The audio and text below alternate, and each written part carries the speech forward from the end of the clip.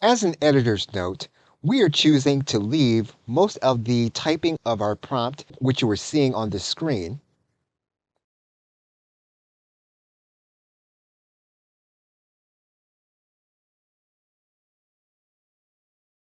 as well as the generation process. We are choosing to leave both of these processes out of our actual video. And so most of this process will take place outside of the window of what you are watching in the videos. That means then that the videos may appear to be short. However, so we're choosing not to have you watch this process of the LLM generating the information as well as watching the interaction with the prompt. This will provide you with a more focused process and one that you can easily replicate, stop the video, and undertake yourself. So with that, thanks and enjoy the course.